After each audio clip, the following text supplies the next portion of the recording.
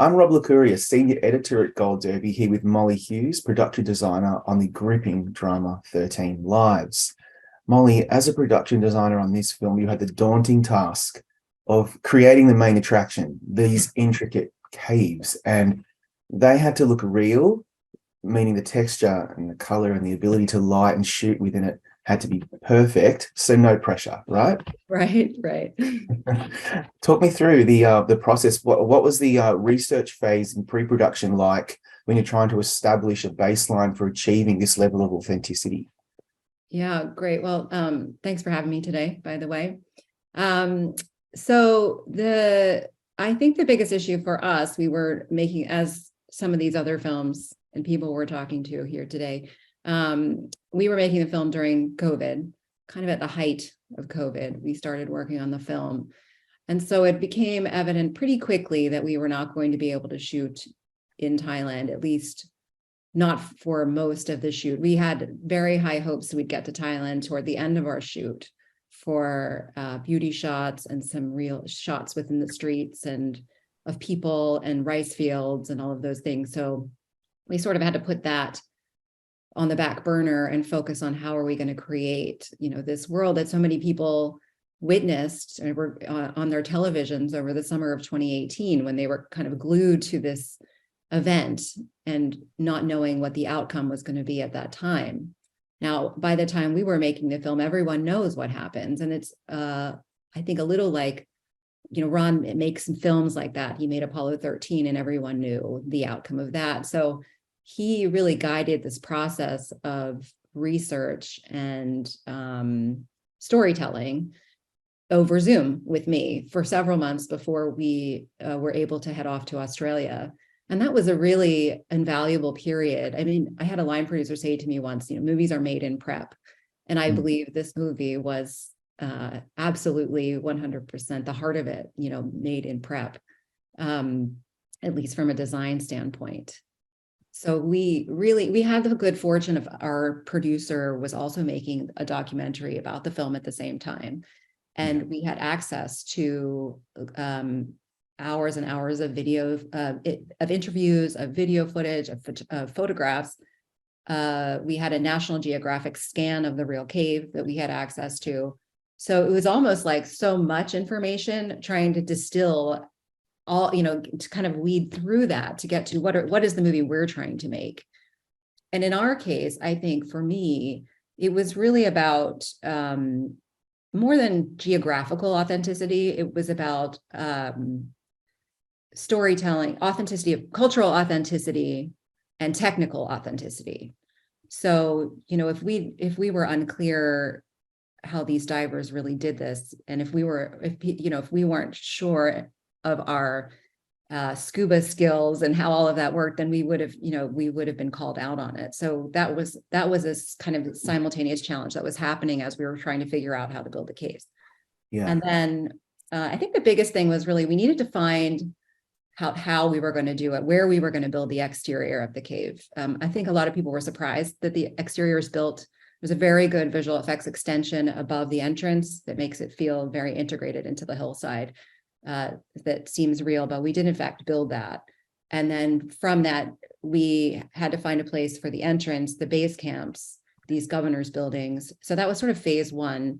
And phase two was the interior caves and how we were going to do that. We did not have access to tanks.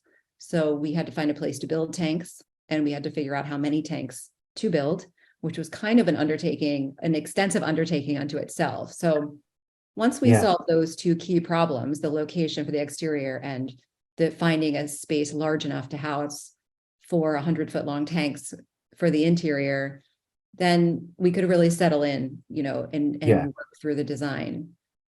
And so how much work goes into modeling and concept art? And did you have to create this on a smaller scale? Because I just can't imagine how difficult it is to create something that looks amazing. Then the tanks, the requirements of a film set, lights, rigging, people need to move in there to film the damn thing. I'm already getting a headache just thinking about the technical side of your creative job, which is to make it look amazing. So talk me through that particular struggle. Yeah, so you're right. There are a lot of people involved that the caves have to work for and be successful for. Cinematography, stunts, underwater divers, actors, first and foremost. So the process was surprisingly natural. I worked on Harry Potter for many years, and we did a number of caves on that. And I was familiar with the process, and did, spoke to our construction coordinator from that, and sort of, got some guidance about which direction to go and what were the pitfalls that, to avoid. So we started with 3D models because we were virtual at that point.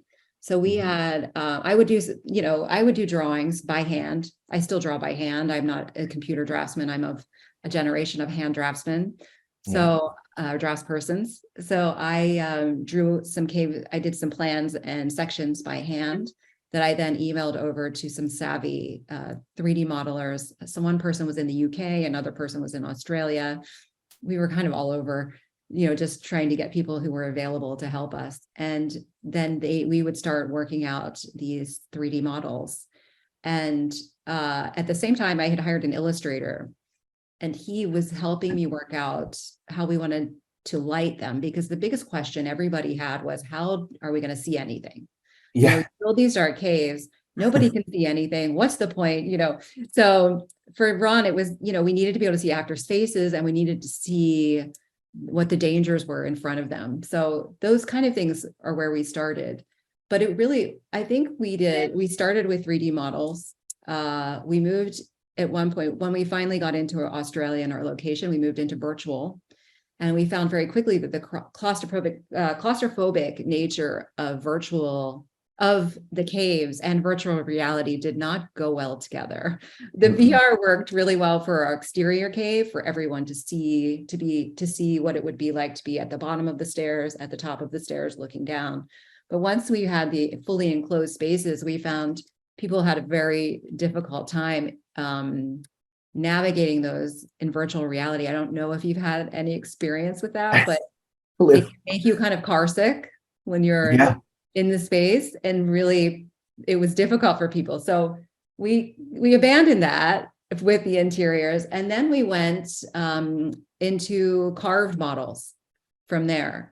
So we used, every method for the last 40 years of design, really, to create the caves. And the beauty of the carved models was you could get the accuracy of texture into them. That's right. Which you can't get in the 3D models. So it was sort of like the 3D models helped us with the storytelling, helped us come up with the events with Ron.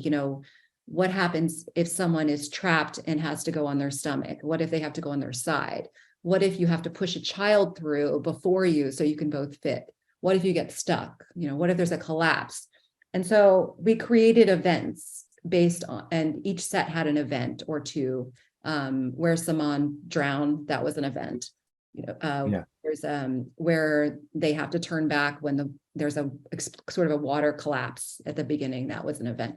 So that's how we started the design approach of the interiors, and just kind of kept refining and refining from there. And then by the end, we were building full-size mock-ups out of a kind of chicken wire frame and canvas, and everyone could then climb through those if they chose to do so. And our stunt divers did that, and our second unit director did that. Ron did that. Everyone, just to get a real feel for what you were dealing with, which was very successful for us. When I watched this movie a little while ago, I mean, before I knew that I was going to be talking to you, I kept thinking, I wonder where they shot this. It's the beautiful caves. It looks. I think a lot of people will go into this not realizing that you made these. That's successful. That's great. That's great. But then you think there was a lot of effort involved by a lot of people in this. Absolutely. But I mean, on that, I'm still getting over your production design for I'm Thinking of Ending Things, and so you've got to be a little different.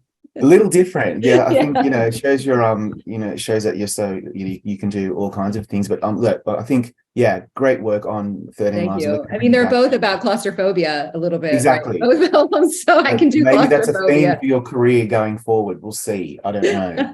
Thanks. Great. Thanks, Molly. We'll bring you back shortly for our group chat. Okay, great. Thanks. Looking forward to it.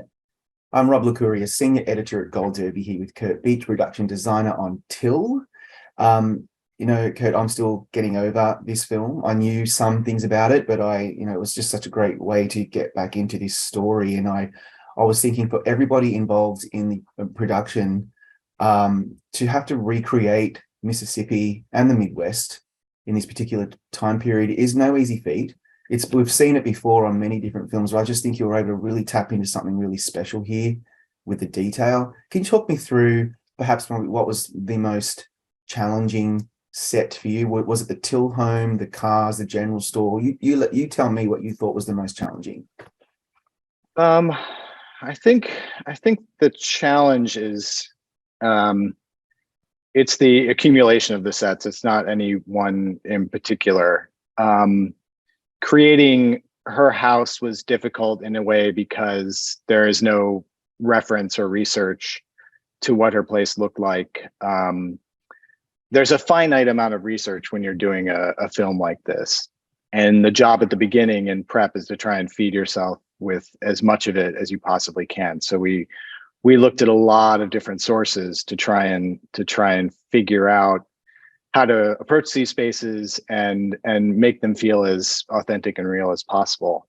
In terms of size and scope, we had two fairly large sets that were pretty difficult to pull off, and that's downtown of Mound Bayou, Yeah, and a department store from scratch at the beginning of the film, which is sort of the inciting incident for the film. And it's interesting because that's a really important moment where Chinoya really wanted to equate the racism in the North with what you experience in the South. And this was a theme for the idea for the film, was to not have a separation between the North and the South. And that's the initial impulse, is to try and make them two completely different things. And there is a sameness to the way things look across the board, which is intentional. We really leaned into a very colorful film, which is also a little contrary to what you might expect. So, the initial impulse is to sort of evacuate color from the Southern locales. And we flipped that completely on its head and really leaned into color and making those spaces every bit as rich and warm and inviting as the spaces in Chicago. Yeah. And all this in Atlanta with no build. It's a completely location based production. We initially were going to build the courtroom, and we wound up not doing that because we found a courtroom that was pretty great. So we wound up doing everything on location. So that became a challenge as well. It's so funny because as a layperson, not a designer, I have to just go with my instincts when I'm watching something and immersed in the story. And I swear to you, the next question was about the intentionality of the color palette that you went with, because it really it just completely defied expectation for me. I'm expecting a desaturated, austere film, and I get this gorgeous, colorful, beautiful film. For example, in the train with the red plush seats and the mustard curtains. Mount Bayou, sorry, my accent, Bayou is like the most amazing set that I've seen from the whole film, and that was gloriously colorful. So I want to go into more detail on that. So you decided to lean into color because I must say, we'll talk about the funeral in a sec, because I think then you switch it up a little and desaturate. But why would you do that? Are you trying to set us up for the devastation of losing of the mother losing the child? What's the thought process behind all the color? No, not at all. It's not about devastation. It's the opposite of devastation. And that's what makes the film unique, is that Chinoya wanted a film about joy. And when she pitched that idea to me at the beginning, I was flabbergasted and trying to figure out how do we do this? How do we make a film that begins and ends in a place of joy? This was very important to her. So that's why we saturated the colors. That's one of the main reasons. And we found a lot of vintage wallpapers, for example. And when you get these papers, you get one roll of paper that's 75 years old, and it's basically worthless. So you have to scan it and create wallpaper that can be hung on the walls. Once you do that, you have an opportunity. You can tweak the colors a little bit. And we did that, and we did a lot of camera tests to really work on, how the camera was going to see these colors. And we worked on the color a lot and saturated the color a bit and brightened things and really, made that a choice. There is a color restriction that's very intentional in the film as well, and that's yellow. And yellow was intended to be Emmett's color. So the only time you see that color in abundance is at the very beginning in his bedroom, is this sea of yellow and this beautiful yellow bureau that Cassandra found. And again at the end, when Mamie sees him again. And then there's one other moment, if you're looking carefully, in the middle in Moses Wright's house, there is a yellow chair and a yellow lamp where Emmett sat and wrote the letter to Mamie.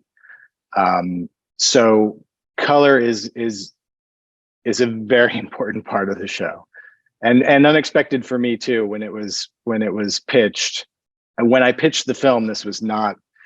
My brain initially went to, a tonal thing as well.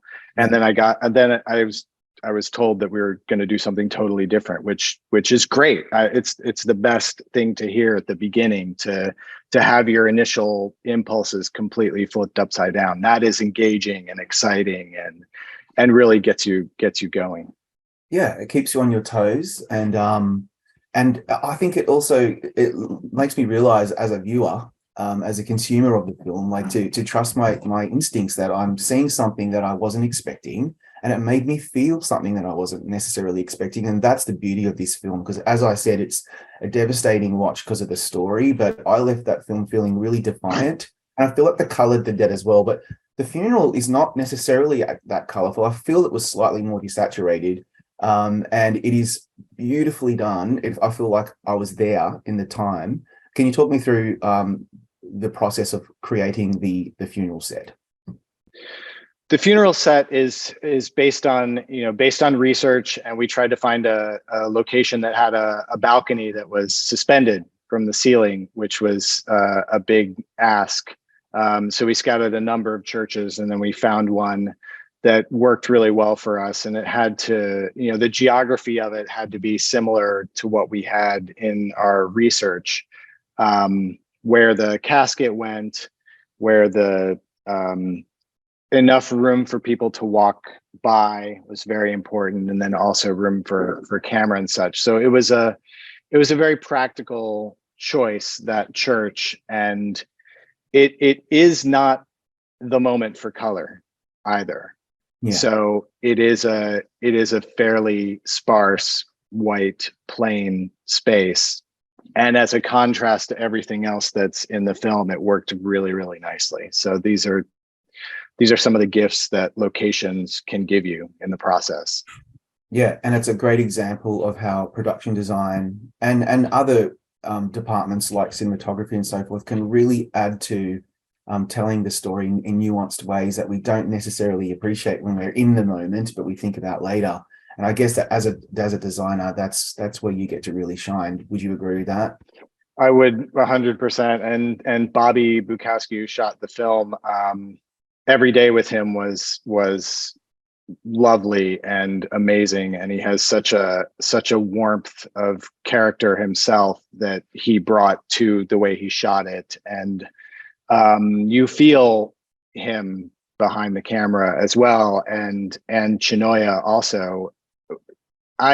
During the shooting of this, the actors were saying they had to look away from Bobby a lot of the time because he was operating the camera and crying most, significant portions of his day, which is hard, which is really hard. It makes the process more difficult, but the love that everyone put into this film is clear on the screen, and that's what I'm proudest of, I think. Yeah. Well, thank you for your time today. It's beautiful work. We'll bring you back shortly for our group chat. I'm Rob Licuria, Senior Editor at Gold Derby, here with Oscar nominee Jess Gonchor, production designer on Noah Baumbach's latest, highly anticipated White Noise. Jess, what were your primary inspirations for the period itself? Because this film is bonkers in so many ways. It's beautiful to look at, but I assume you work from a baseline of the 80s suburbia before filtering that look through this off-kilter, the highly saturated contrast turned up to like 10. Talk me through that process. Well, I found it to be, well, first of all, I went to college in the middle 80s. So for me, it was like, I had a good understanding. I mean, rarely as production designers, and maybe I think these guys will agree with me, you rarely get a chance to work on something that you feel like you have a grasp on the visuals of it. We have to become experts in things in 12, 14 weeks that we have no right being an expert on. So I felt like I was very well versed and sort of grounded in what a small liberal arts school in somewhere America would be like. So I drew a lot from that inspiration, and then I felt like it could be embellished quite a bit. So I mean, like the number one thing in the 80s is like either Michael Jackson's Beat It or like the Rubik's Cube.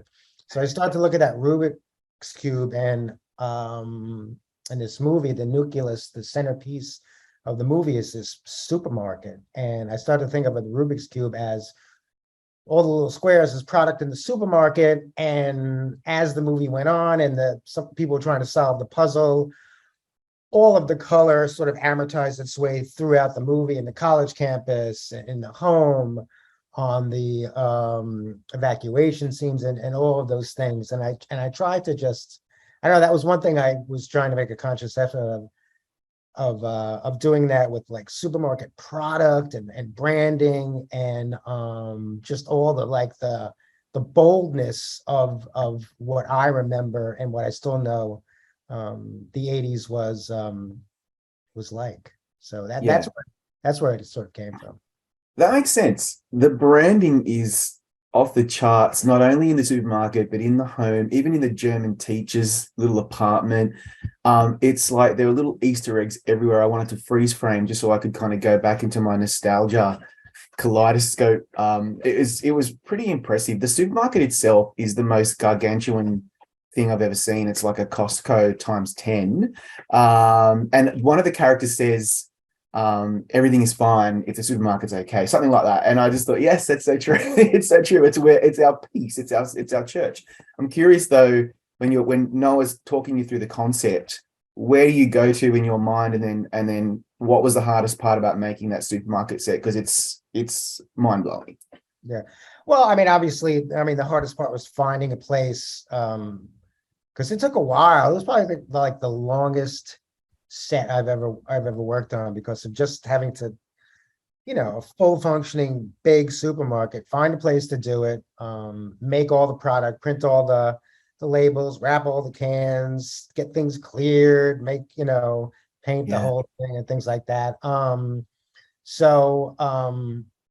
it was like a math. I think maybe like I built some towns in my time and some things, but this thing was like just sort of a very large undertaking. And also, again, drawing from experience, I remember when my parents dropped me off in upstate New York to school, they dropped me off at this supermarket called Wegmans, which is now popular around, but they had you could get a fishing license in there.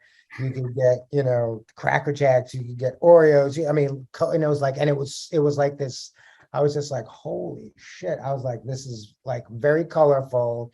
And I could tell that the whole town went to this place And that's where they sort of energized themselves and got their supplies and what they needed, and saw the latest things going on, and then and brought that out into the world. So it's sort of like I just I drew on that, and then with a lot of research of and again the colors of the Rubik's Cube, I used them. I there was a lot of I tried to use a lot of this. The movie is separated between like a lot of small college towns are, like a small town supported by a big city, like a steel town.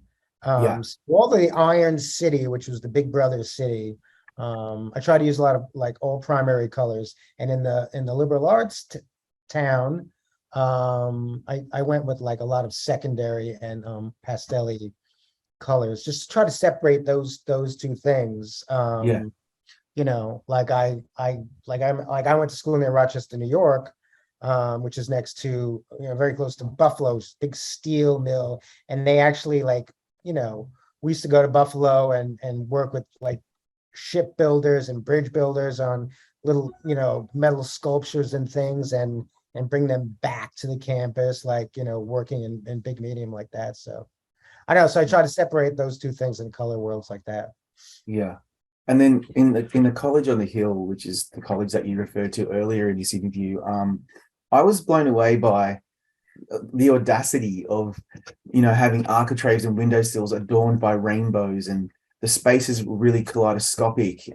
You've got these beautiful lamps that match this poster, and to me, it felt very intentional, and also as chaotic as Dom DeLillo's novel, and then of course Noah's adaptation. What were you really going for, particularly in that space where Adam Driver's character and Don Cheadle's character are regaling this double story to their students? It's a really, really great scene. Well, I was going for like like an experimental theater, like a forum, almost like the forum, and I sort of took on some of those shapes and added the 80s color to them, because it was like it was a debate. It was sort of almost like Hamilton in a way, like a rap, you know what I mean, like somebody came into the light and told their story, and they faded back and they went back. So I remember I just wanted to have this forum of it. Right away I was we were looking at lecture halls, and I said we should do this in the round. We should do this in make this a round lecture hall with risers, and a sort of an informal thing, so somebody could step up and do their thing and step back, and sort of just have this this debate forum for the whole thing.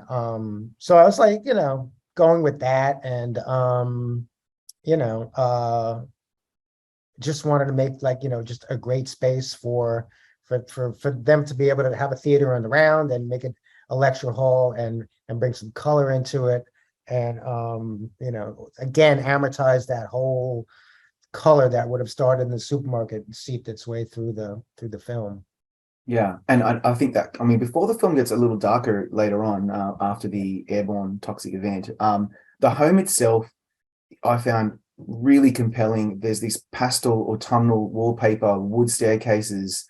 It's very cluttered. There's these garish yellows and reds from the 80s. There's these really gruesomely kind of weird green vinyl chairs. What was the brief there? Was it just throw as much in there as you can to give us this extrasensory experience when we first see this chaotic household?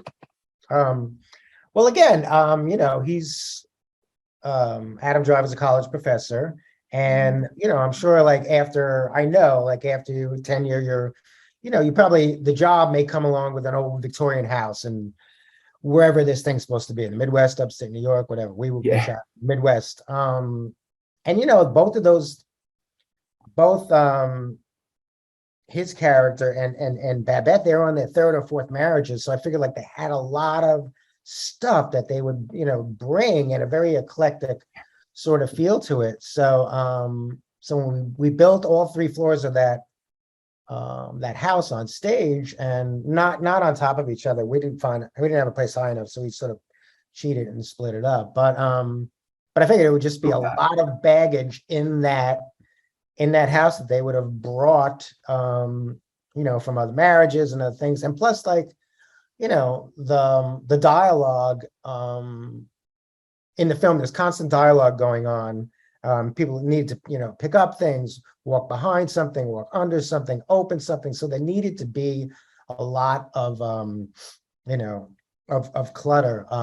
It's interesting, like when you read a script, when you read a story, and when you start to make a movie, you always like have your own pace in your mind of what the pace of the movie is. And when I saw the movie, the scenes in the houses, the pacing was much faster than I ever thought it would be. And it really worked great. I was excited to see that. And I was happy that we had all of the things and all of the areas to go to for them, all the family of 6 to improvise with. Yeah, and it works perfectly. It's a very chaotic scene, just like the novel. Thank you for your time today. We're going to bring you back shortly for our group chat. I'm Rob Licuria, Senior Editor at Gold Derby, here with Peter Cosco, Production Designer for Sarah Polley's searing drama, Women Talking.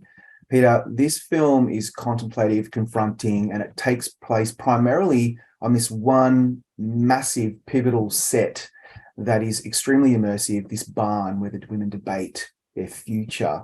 It's a safe haven, it's immersive, it's incredibly detailed. So what are your main priorities in bringing this space to life? Because if this is wrong, the whole film falls apart. No pressure. Yeah, well, that was a bit of a pressure because also you just, reading the script, you realize how much of the film takes place there. So, it's got to be something that is, lends itself to filming and has enough visual interest to, sustain that length of camera time, but still has to feel and look like a barn. And earlier on in the process, it was doing some SketchUp models that I was looking at with Sarah and the DP, and knowing what some of the requirements would be. I had an earlier version that had a lot more windows, and the DP liked it. But one thing that Sarah said was that it would seem really odd if the barn that they ended up in just happened to be perfect for filming, that was just, had all these conveniences and stuff. And she, and that kind of pulling back was something that's happened throughout the design process. So, we did something that was, had fewer windows, but the ones that were there were very crucial to certain scenes and when they were open, because if you, go back and look through the film, there's a process of, getting a sense of the outside world coming into the barn as they open at strategic points, the various doors and windows. And so that was really crucial. But also, there is an epic quality to the decisions that they're making and the issues that they're discussing and the gravitas of their decision that, we wanted the space to have a majesty to it as well. So, by going with the very, archetype standard barn design with a gambreled roof, it allows you for huge ceiling height and a very open cathedral quality. The one concession that we did make in barn designs to allow for filming is that we built a barn with a very roomy hayloft and fewer posts than most barns would have, so that the camera could be moved around the hayloft and there wouldn't be obstructions in the way, and it wouldn't interfere with lighting or the blocking of the women or any camera movements or anything like that. So that was the challenge in the constructed barn. And we were doing this simultaneously as we were scouting barns on locations, and we found the great barn on a great farm and a super cooperative farmer who allowed us to plant different crops than what he was planning, lay out a whole network of dirt roads through the fields, and plot various other structures in the fields. And so it was quite a process, basically planning out the colony like that. But we also had to make significant structural changes to his barn, where we were cutting through major support posts to allow us to put like the big hayloft door that that one of the girls jumps out of. So we were very fortunate in finding somebody that would allow us to do all this stuff. And we had the barn on location that we used for the exteriors, and the barn in the studio that we used for the interiors. And that allowed us to basically, have this very large structure in a space where we could control the light. And because the whole ticking clock element of the story, like the men are away and the women have a very finite length of time and a very brief length of time to come to decision with what they're going to do. We ended up building a barn in the studio where we could control all these things, and to get that sense of the outside and the moving sun, the barn was draped in a big blue cloth curtain that was able to be used for like the CGI elements of what you see through the slats and the moving sun and all that sort of stuff. So it was a fairly intricate process, but really there's a lot of elements that went into it to make it believable and realistic without being too convenient. And there was a bit of a fable-like quality that Sarah wanted to imbue in the material, and part of it was already there in how these women lived. I mean, we wanted it to be a little bit out of place and out of time, and the fact that the women live in this very kind of like archaic lifestyle with all these restrictions and limits to what they can do and what they can't do and what they could utilize and what they can't. That already seemed to kind of get us halfway there. And the fact that they didn't even know where in the world they were, they had a vague idea, but as they're deciding to leave the colony, like that whole kind of sense of not knowing where they are became a big part of it. So like the story kind of lent itself to that. And when we were thinking of the barn, we thought that it was also very appropriate for the discussion that they're having, because being in a hayloft, they were kind of suspended on this platform halfway between, metaphorically heaven and earth, and they were in this kind of limbo state before they decided, what to do with the situation that they were faced with. Yeah, there's so much to unpack with what you're able to achieve here. Like, I felt the gravitas of what they were doing lent itself to a barn that was cathedral or parliament-like. And then, of course, the urgency of what they were trying to decide. I felt the barn walls closing in on them. Like, I just felt like the way that this set was able to give us, the audience, that meta almost feeling that I didn't quite recognize until later on when I started thinking about it. And DP Luc Montpellier, his beautiful camera angles and desaturated color palette also worked beautifully with your work as well. But one question I have, and you kind of touched on it already, but just briefly, that this Mennonite aesthetic, and it could have been in Bolivia or Pennsylvania, I don't know, but it feels like a period drama, although because it's so austere and archaic, but yet it's a very contemporary film that was set 10 years ago. So while staying true to the rustic, bucolic nature of the set, do you need to include any modern touches at all so to key us into the fact that it's not a period film? Well, that's a funny thing. I mean, the way they live kind of makes it feel like a period. They live a period life in a sense, but we did have refrigerators in the kitchens because we did a lot of research into how Mennonite live and what is allowed and what isn't allowed, and we weren't really. I mean, there's never any identification that this is a Mennonite community, but anybody that's Mennonite, as Marion Taves, the author whose book this is based on, grew up Mennonite. And she said, anybody that is familiar with Mennonites will know right away this is a Mennonite community. And there was a certain, we did a lot of research and into how they lived and what was allowed. And in a sense, there was an interesting visual language that developed out of the restrictions that they put on their lives. I mean, everything from the colors that they use to the materials for their homes, to even some of the finishing details and, exposed roof trusses and the kind of trim around the doors and all this sort of stuff. And even the fact that, because it's a community where simplicity is a virtue and plainness is a virtue, and anything that gets a little bit too fancy and prideful is they're very critical of. It was interesting that in their houses, they didn't have anything on their walls that was decorative, but they were all. But if it was something something functional, it was allowed. So Yeah. In some of the reference photos, you could see that there's a wall with maybe 2 or 3 calendars on it, because the calendar has a useful purpose.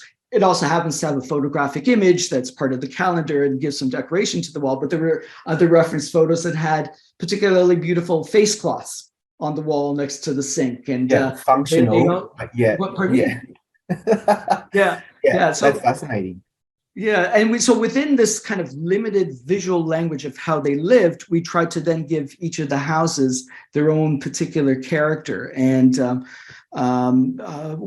very early in prep, I did a little presentation for the actors whose houses we were depicting, and we tried to, show what we were emphasizing and what we wanted to achieve in the different houses, so that they all felt like they were part of the same colony, but they each had their own distinctive personality and character. And so that was an interesting process, and getting the feedback from the actors who had really interesting input as well. So fascinating. Well, I wish I could talk to you about this all day. We're going to bring you back shortly now for our group chat, though. Thank you, Peter. Okay, thank you.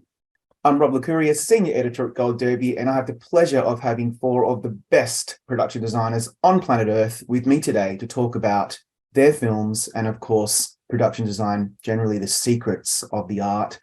With me today are Molly Hughes, production designer on 13 Lives, Curt Beech, production designer on Till, Jess Gonchor, production designer on White Noise, and Peter Cosco, production designer on Women Talking. Everybody, thank you for joining us today and welcome. My first question is this: when you look back as artists in the field, do you hold a certain film up as the gold standard in production design over the years, perhaps maybe as you're coming into the business, or just something that you think is just the most amazing production design you've ever seen? Maybe it inspired you, maybe you just think it's amazing. Molly, I'm going to you first. What say you? I'm slightly biased. I had the good fortune of working for Stuart Craig as an art director for a decade. So I would say any number of his films. Chaplin was one of, I think, a beautiful film that he did. But there is a Bo Welch film called The Little Princess. That's probably one of my all-time favorite production design films. I'm also a big fan of Bo's work over the years. Yeah, stunning work. Yeah, as well, and Stuart Craig. What about you, Jess? I think Dr. Strangelove, like, I don't know, it's like, all the Ken Adam, like all of that. I love all that stuff. I just love like big shapes and shadows and color and lack of color. So I think that I always draw on that Ken Adam stuff. Yeah, that's pretty special. Curt? I think the first time I sort of became aware of what design can do might have been Rear Window. Just with the idea of having a single really evocative set that tells the story of the whole world. I thought that was amazing, and I hadn't really ever considered that, and I think that that really got me excited about it as an idea, as design having power, Absolutely. And Peter? It's hard really to think of one particular film. I mean, there's so many. I mean, I think that there's a lot of films, I guess when I first started thinking that that there's something out there called production design. It was the time. I think the films that were really resonated with me then, it was in my late teens, and going to things like 7.5 and an American friend, or 8.5, an American friend, and Network and Rocky. All those were kind of in the same probably few months, and there was something about that time and that age, and being exposed to different things, like historic European art films, kind of like grittier, more contemporary things. And but I guess all of them, there was an element of fantasy and reality and all those films that like in that brief period kind of resonated, I suppose. Yeah. Brazil too. Brazil, that's always a classic. Yeah. The You killer. could keep us here all day doing this. Yeah, I love this can go on. It's like I do this Bouncing, with, ripping off of each other. Yeah. I know, right? But it's so true, because like I'm such a nerd for composers and production designers. It's just something that, and cinematographers, it's just growing up watching films and now writing about films, something that I'm passionate about. Like I think back to something like Jan Rolfs's work on Gattaca, that just blows my mind. And of course, Blade Runner and all, obviously the fantasy elements excite me. And I just wonder then, with all four of you, it sounds cliche, but is it harder to do contemporary as opposed to period/fantasy sci-fi? Or it just really just depends on the director you're working with, Curt? Like where do you generally gravitate towards if you had a choice? I'm gonna just give you the really nerdy answer and say that I approach every project as if it was a period piece, and try to tell story and backstory no matter what genre I'm in. And I think I learned this coming up on really big kind of Hollywood fare with the Star Trek and Transformers and Mission Impossible, and all those big ones, and things that are not necessarily realistic on their surface. You have to still give them a story that makes sense. And I think that's how I find my way into stuff. Yeah, that makes a lot of sense to me. But like Molly, for example, from Harry Potter to something like I'm Thinking of Ending Things, very different. And now you created these amazing caves. Like what's more challenging, or again, it doesn't really matter the genre? I'm thinking about it. Somebody said something about, or I guess you mentioned it. It really is about the director, I think, for me. I worked with David Yates on Harry Potter, but I just did a very contemporary film with him that I just finished. And it was the same enjoyable, thorough, design-heavy process again, but it was a contemporary film, so he really champions the art department. And I think with Ron, we did a really gritty, realistic film with Hillbilly Elegy. And then we did this film all about this, claustrophobia and suspense inside these caves. And the approach is the same with him. It's, the research and the thoroughness and the collaboration. He's such a collaborator, that for me, it's really, the process is dictated by who you're working with. I worked with Charlie a couple times, Kaufman, and it's, a totally crazy, inspiring process with him. That's totally, but all three very enjoyable processes. Yeah. So for me, it doesn't really matter if it's contemporary or period in that way. I guess, Peter, for you, it would make, you go from something like Rocky Horror to like the complete opposite in Women Talking, and they're both difficult in their own way. But what do you think is the key for you when you are signed into a project? What really excites you? Is there a particular genre? Well, I guess what really excites me is kind of immersing yourself into this world. And it doesn't matter if it's a world of fantasy or, a world of, an austere religious community, just kind of, doing the research and pulling together references and source materials, and then getting, combining all that in creating these worlds where you're, balancing, like the big picture and the tiny details, and, being consistent to both, and having elements that run through both and that support each other. Because I think that the prep and the research is really important and a really crucial part of the whole process. Yeah, and Jess, you've worked with the Coen brothers on so many projects, and we could talk about that for hours alone, and so different and period. But the one that I was pausing just to marvel at was like something like Inside Llewyn Davis, which is contemporary, generally speaking. And so for you, I guess, what's the answer to the question? Do you have a particular genre that you excel at, or it doesn't matter? I mean, it doesn't matter.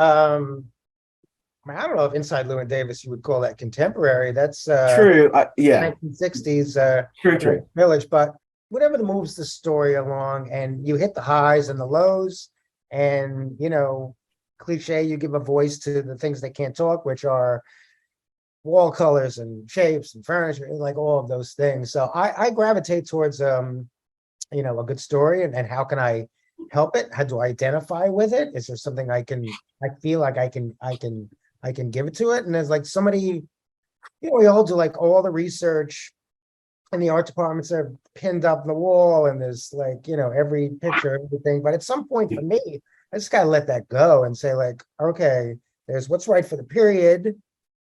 But then there's what's right for the movie, you know what I mean? And I'm not trying to change history at all, but personally, I don't like, I'm not such a, I don't adhere to just, you have to, and I mean, after all, you're watching a movie, you're watching an entertainment, you're sitting in a seat and watching something. So I like to take a little bit of chances here and there. But I mean, the contemporary and the period stuff, that has its challenges in its own way.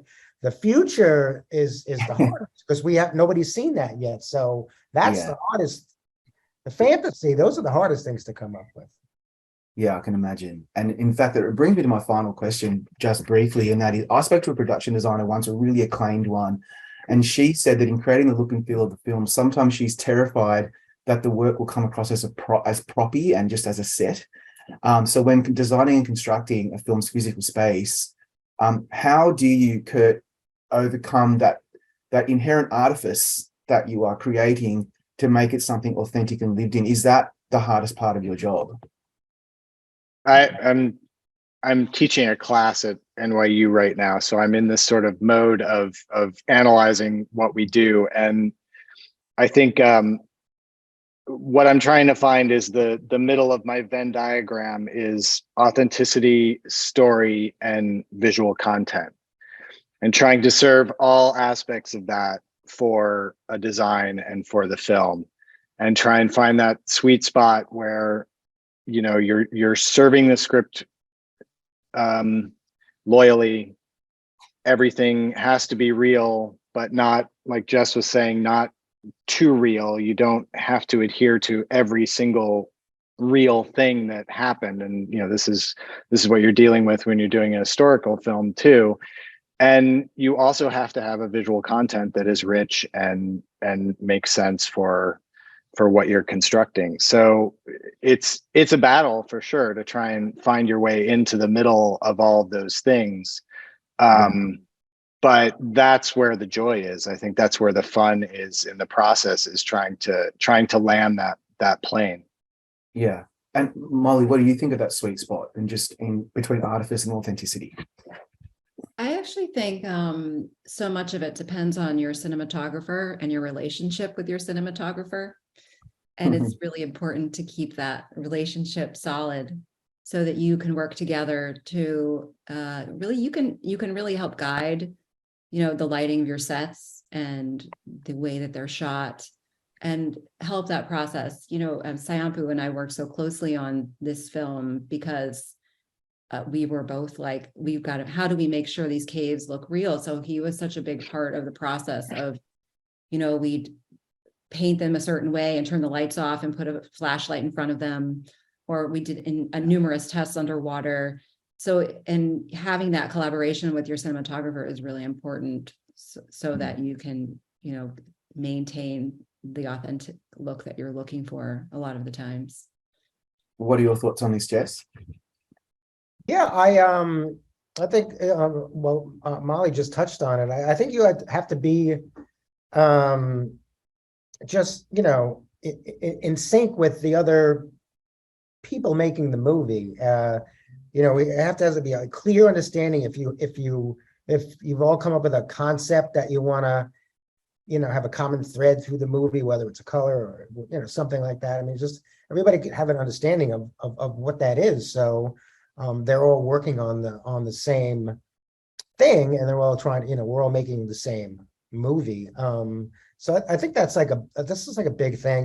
Working with the DP certainly, and the costume designer and our set decorators and just everybody on the whole, just making sure that we're all working on the same movie, because sometimes by the time you get, you're gone for a while and you come back and you're in 10 locations at once and you're going to all these places and you have an idea, but you have to communicate that idea to everybody, because how are they, supposed to know? And then there's constant, sometimes it's good. Sometimes you have people dress a set and then they go away, and the next day another 4 or 5 people come. So you actually get like a different sort of layers on there from different minds. But then to make it authentic and real, I just think you have to be try to be on the same page with everybody making the movie. Yeah, that makes total sense. Peter, final brief word from you before we sign off. Well, yeah, there's just thinking of my experience with women talking, there's sometimes it seemed that the best thing that we could do is, hold back, to be truthful to that story and the sets we were trying to depict. I mean, there's always a tendency with the set dressers to add a lot of layers and give the sets a lot of richness. And sometimes what we had to do in Women Talking was just pull back and show some restraint to create these spaces that were more authentic to the lives of the people we were depicting, and you don't go overboard and fill every corner with something and just dress in all this great stuff that you found just because, they found all this great stuff, so it's finding that fine balance, I suppose, because every project is different and the approach to every project is unique, even though you're using the same skills. That's right. Yeah. It has to mean something, or it could be distracting, right? Yeah, that's right. A sparse house would not have worked for white noise, and yet a sparse barn works perfectly for Women Talking. Thanks everyone for your time today in your expertise. Beautiful work. Congratulations. You should be so proud. And good luck this award season. Thank you. Thanks so much. All right. Bye-bye.